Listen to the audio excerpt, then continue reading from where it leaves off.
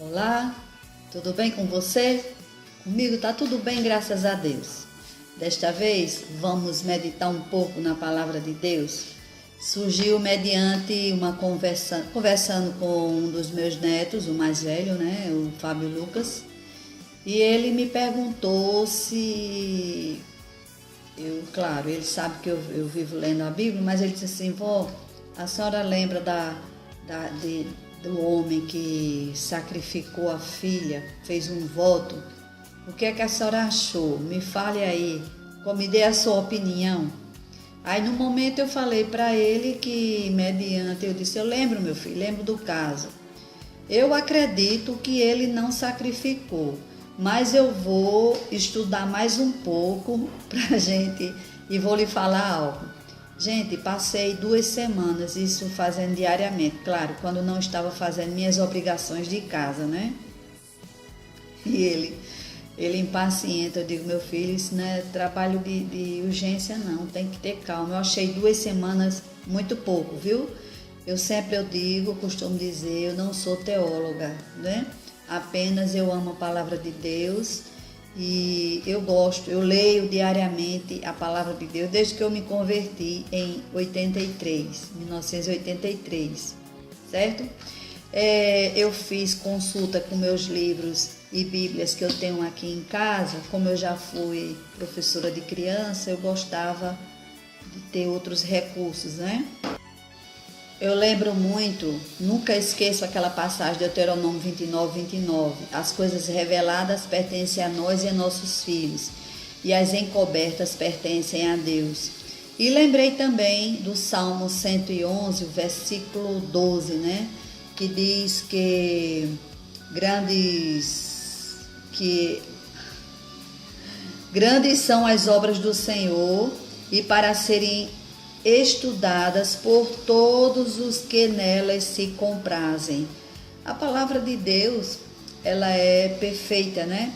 Nós vemos do Gênesis ao Apocalipse a imperfeição do homem e a perfeição de Deus.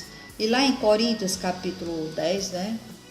O apóstolo Paulo disse que tudo foi escrito para ensino nosso, para que a gente não viesse a cometer tudo aquelas coisas, né? Finalzinho diz: aquele que pensa e está em pé, olhe, não caia. A consulta que fiz, né, exatamente, eles estão aqui, né? O manual bíblico, a Bíblia da vovó, a Bíblia de estudo pentecostal, a Bíblia de recursos para o Ministério com Criança, né, que é da APEC, de outros sites também que eu fiz pela internet e pela Wikipédia também, né? Eu gosto de fazer sempre essa consulta. Manual bíblico, tem a Bíblia explicada, né? Tem a Bíblia explicada e tem também, claro, a minha Bíblia, que essa aqui foi desde quando meu esposo se converteu, ele comprou, né? Uma para mim e para ele. É de João Ferreira de Almeida, ela foi impressa em 77. Pois bem, então tudo que eu vou falar aqui eu vou ler, tá? Pra gente, é muita coisa e pra gente ganhar tempo. Vão ser 5 pontos, tá? Inicialmente eu tive a curiosidade de saber por que Jefté é conhecido como gileadita, quem era Jefté, a atitude de Jefté antes de combater o inimigo, o que é um voto, o que é votar, e por último, analisando o voto de Jefté. Vamos dar início. O voto de Jefté. Que Deus nos abençoe. Inicialmente, tive a curiosidade de saber por que Jefté é conhecido como gileadita. Gileadita, descendente de Gileade. Quem foi Gileade? Filho de Maqui, neto de Manassés, bisneto de José, filho de Jacó. E daí de Gileade, formando a família dos gileaditas. Conhecida também a terra de Gileade, também chamada de Gileade, o monte de Gileade. Em aramaico e hebraico tem o mesmo significado, o monte do testemunho ou monte de testemunha, ou montanha de Gileade. Eu vou não vou citar as referências para ganhar tempo, eu coloco abaixo, tá? Gileade, foi lá onde Israel se reuniu antes de cruzar o rio Jordão em direção a Jericó. Mais tarde, as tribos de Ruben, Gade e a meia tribo de Manassés se estabeleceram ali, lugar de origem dos juízes Jair, Jefté e do profeta Elias. O livro de Juízes tem esse nome por causa dos homens que Deus levantou para julgar Israel em um período de quase 400 anos, durante a decadência e a desunião que se surgiram após a morte de Josué.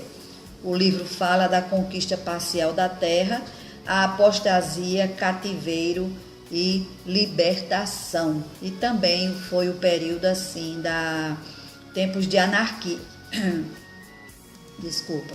Tempos de anarquia, quando não havia rei em Israel. A Bíblia diz que cada um fazia o que bem entendia aos seus próprios olhos, né? Então o povo israelita, quando estavam sob aflição, clamavam a Deus por livramento. E Deus os livrava mediante líderes ungidos pelo Espírito Santo. Deus permitia esta aflição para levá-los ao arrependimento. Então, agora a segunda parte, né? Quem era Jefté?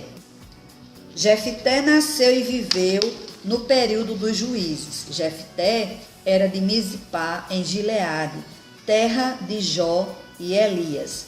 A Bíblia fala que ele era um homem ilustre em valor, mas por ser filho de uma prostituta, foi enxotado de casa pelos seus irmãos, filhos legítimos do pai, né? E foi habitar na terra de Tobi. E lá homens levianos juntaram-se a Jefté e saíam com ele. Alguns expositores dizem que não é certo ter sido a mãe de Jefté uma prostituta, pois a palavra pode ser traduzida como hospedeira. É provável ter ela sido cananita, visto ser chamada Ishá Asheret, mulher de outra raça.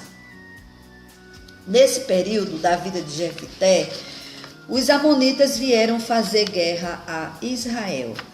Então, foram os anciões de Gileade, a terra de Tobi, trazer Jefté para juntos combaterem contra os amonitas e para tê-lo como chefe, né? O Jefté.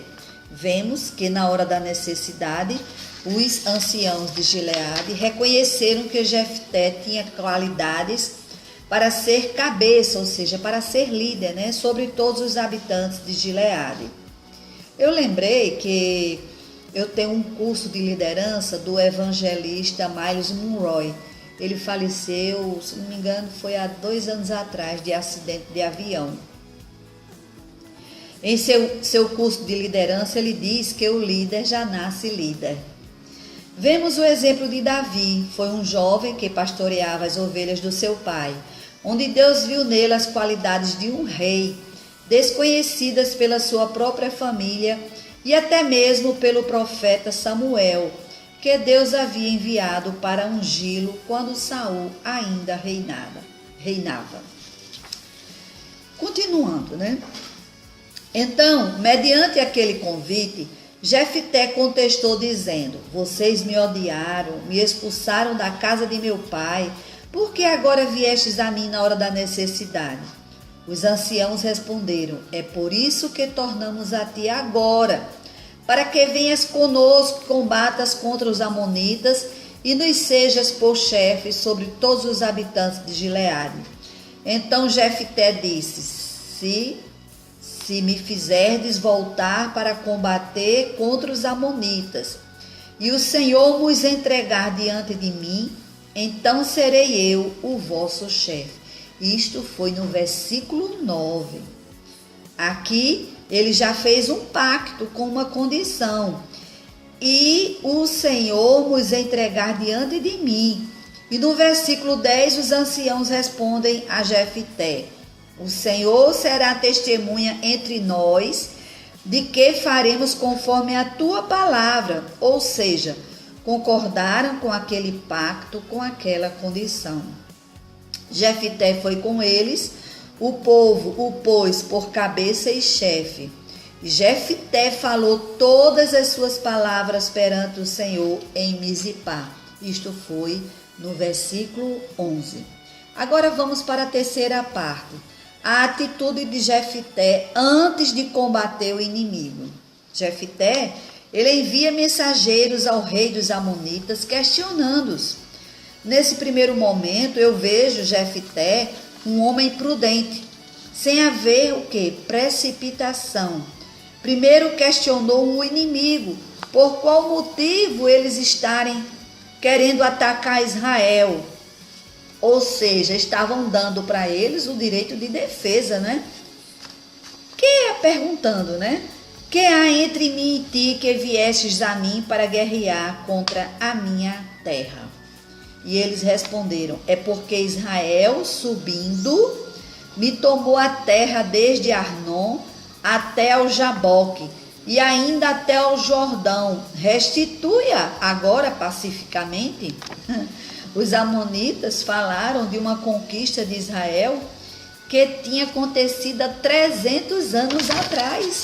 Veja só, que Israel, foi quando Israel estava indo para a terra prometida, que era Canaã, mas os reis não deram ouvidos ao pedido de passagem deles. Então, o Senhor, a Bíblia diz que o Senhor entregou toda aquela terra aos israelitas. Jefté relembra toda a história de quando Israel saiu do Egito.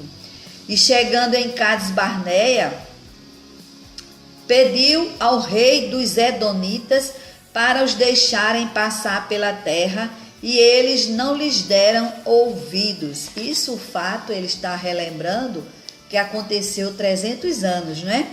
A mesma coisa fez o rei dos Moabitas.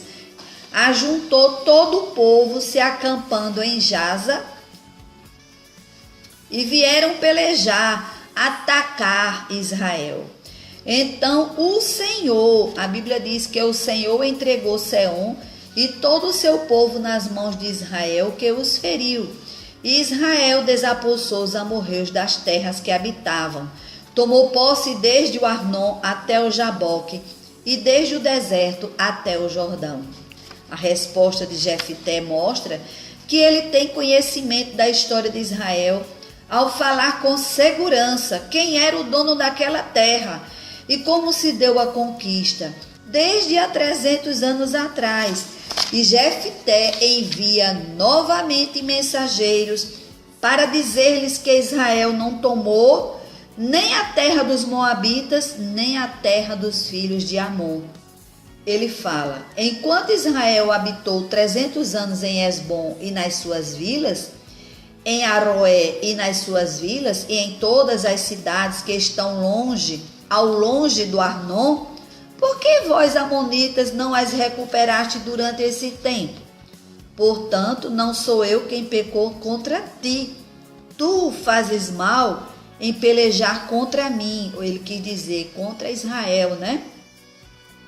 O Senhor, que é juiz, julgue hoje entre os filhos de Israel e os filhos de Amon. O rei dos Amonitas não deu ouvidos à mensagem que Jefté lhes enviou. Por 2 vezes eles tiveram a oportunidade, né? Então o Espírito do Senhor veio sobre Jefté, de modo que ele passou por Gileade e Manassés, e chegando a Mizipá de Gileade, dali foi ao encontro dos amonitas, na força do Espírito Santo, gente. Então, no versículo, exatamente está no versículo 29, né? Jefté deu 2 oportunidades aos amonitas para desistirem da intenção de retomar a terra. Lá em Tito, né, capítulo 3, versículo 10 e 11, que fala assim, né? Está escrito, ao homem faccioso, depois da primeira e segunda admoestação, evita-o, sabendo que esse tal está pervertido e vive pecando, e já por si mesmo está condenado. Então Jefté viu, entendeu, Deus o fez entender que não adiantava, né? Então Jefté foi sobre eles, mediante o Espírito Santo, que a Bíblia diz, o Espírito do Senhor veio sobre Jefté, na força do Espírito Santo. O que é um voto? É uma promessa solene feita à divindade, né, a Deus, obrigação assumida voluntariamente, em acréscimo aos deveres impostos pelas leis da religião. Podemos também chamar de sacrifício. O primeiro exemplo de voto feito pelo homem está em Gênesis 28, capítulo 20 a 22. Vocês leiam, tá? Foi o voto que Jacó fez quando estava fugindo da presença do seu irmão Esaú, que queria matá-lo, né? Dinheiro de prostituição não deveriam ser apresentados ao Senhor sob qualquer pretexto. O cancelamento do voto é previsto nas Escrituras. Pela lei de Moisés, mostrou o que seria ou não aceito e como fazer. Normalmente, se prometiam o sacrifício de um animal como oferta ao Senhor. O que é dar o seu voto? É o modo de manifestar a vontade ou opinião no ato eleitoral ou numa assembleia. Paulo, antes de ser convertido, deu seu voto para perseguir os cristãos.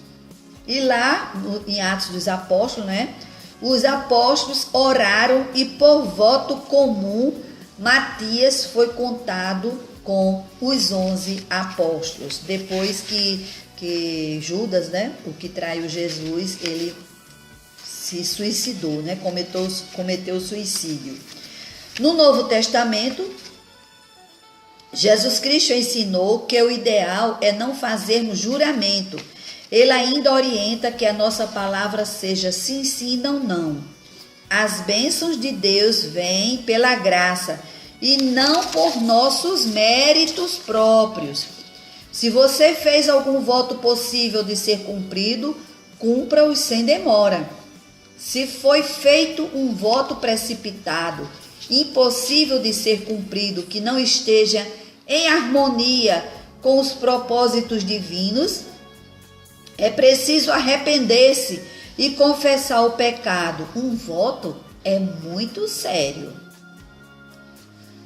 Quinta parte da nossa reflexão, analisando o voto de Jefté. Vocês vejam que no versículo 9, ele já diz para os anciãos: se me fizerdes voltar para combater contra os amonitas, e o Senhor nos entregar diante de mim, então serei eu o vosso chefe. Responderam os anciãos a Jefté: o Senhor será testemunha entre nós de que faremos conforme a tua palavra. Após Jefté ter enviado por 2 vezes mensageiros ao rei dos amonitas, eles não tendo dado ouvidos à mensagem recebida, então o Espírito do Senhor veio sobre Jefté. O Espírito do Senhor o impulsionou, levando-o a ir de encontro aos amonitas antes dele fazer o voto. No versículo 29, não é? O Espírito do Senhor já o capacitara. A vitória já era dele. A vitória de Jefté não dependia daquele voto. Deus tinha compromisso com a nação de Israel, independente daquele voto. Juízes 11:31. Jefté conhecia a história de Israel. Ele contou com detalhes o que tinha acontecido 300 anos antes. O voto de Jefté foi feito de acordo com o seu zelo por Israel e não de acordo com o seu conhecimento. Foi uma precipitação. Qualquer que saindo da porta, quando ele fez o voto, né? No versículo 31. Me vier ao encontro, quando eu vitorioso voltar dos amonitas, esse será do Senhor. Eu o oferecerei em holocausto. Na lei, estava estabelecido um preço de resgate por votos com respeito a coisas oferecidas ou a pessoas devotadas a Deus. Pagava-se em ciclos de prata. Por causa do voto precipitado de Jefté, sua filha se tornou involuntariamente a causa da sua agonia.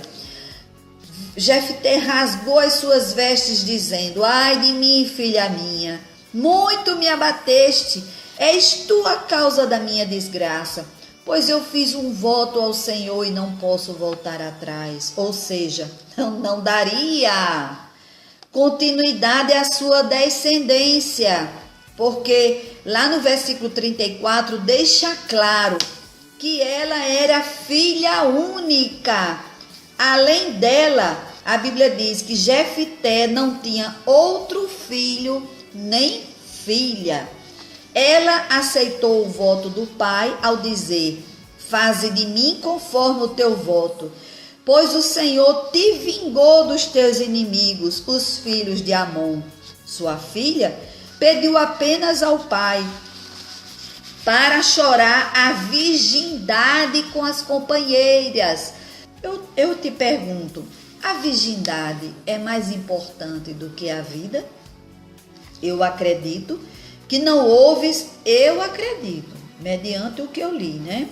Mediante o que eu pesquisei. Não houve sacrifício fisicamente humano aqui, porque era expressamente proibido pelo Senhor sacrifícios humanos.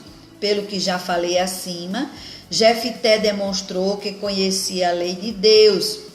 Isso era costume das nações que não conheciam a Deus, apesar de Jefté viver num momento de anarquia.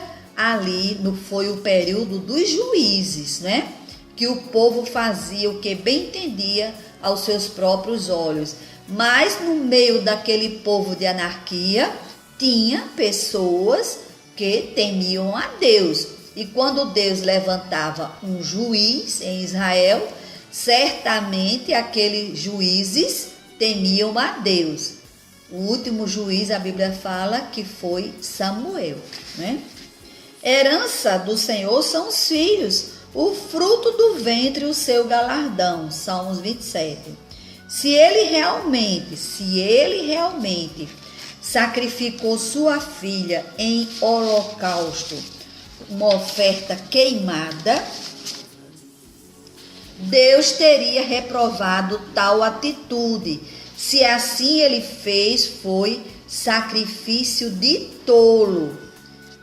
O voto não é obrigatório para se cumprir, para se conseguir a ajuda do Senhor, pois Ele nos dá tudo de graça. O voto que Deus aprecia é uma vida dedicada e consagrada a Ele. Eu acredito que ela foi apresentada a Deus como um sacrifício vivo, dedicando toda a sua vida ao serviço do tabernáculo em Israel. Naquela época não tinha ainda sido construído o templo em Jerusalém. A filha de Jefté tornou para o seu pai, cumprindo nela o voto que tinha feito, e ela não tinha conhecido varão. Daí veio o costume em Israel. As filhas de Israel saíram por 4 dias, de ano em ano, a cantar em memória da filha de Jefté, o gileadita. Eu vou ler aqui, eu achei interessante, numa revista eletrônica, Paralelos, Revista Eletrônica em Ciências da Religião, Unicap. Foi escrito por Jonatas de Matos Leal, Ian, Bahia.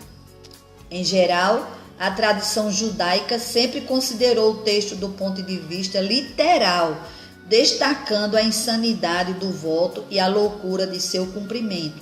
Por outro lado, por vezes, a tradição cristã considerou o voto como tipologicamente apontando para Cristo, ou buscou uma escapatória para o dilema moral, entendendo que o voto não foi cumprido literalmente, ou seja, a filha não foi realmente morta, mas dedicada a Javé, a Jeová, no serviço do templo durante o resto da vida.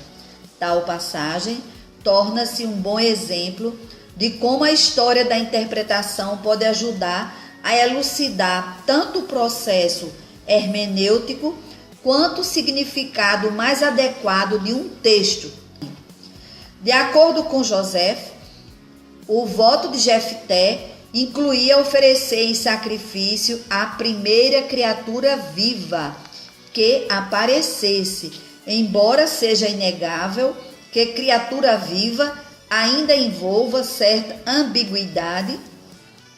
A expressão tende a caracterizar mais um animal do que uma pessoa.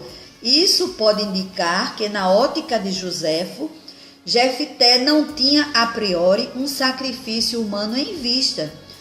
Louvado e engrandecido seja o teu santo nome, Pai. Jefté, o gileadita, julgou Israel 6 anos e morreu Jefté, o gileadita, e foi sepultado numas cidades de Gileade, mediante o que nós lemos aqui, certo? Havendo concordâncias nas Bíblias pesquisadas de que ela não foi sacrificada, mas que foi simplesmente dedicada a Deus. O que eu quero dizer é que o que eu falei, o que eu li e o tempo de estudo realmente foi pouco, deveria ser mais para um assunto tão polêmico, não é? Mas o entendimento que eu tive mediante a leitura, a pesquisa que fiz, antes mesmo de pesquisar, pela leitura que eu já vinha fazendo, eu entendia que não aconteceu, porque foi aceito como uma coisa normal. E para Israel isso não era normal. Então, eu estou falando, não quer dizer que eu estou com a razão, de maneira nenhuma. Eu sou muito pequena, não é? Eu temo ao Senhor e eu sei que existem pessoas que levam a sua vida toda de estudos, os teólogos, os doutores, os PhDs, né? Na teologia, no estudo da palavra, certo? Então, Deus abençoe vocês. Até a próxima, se Deus quiser.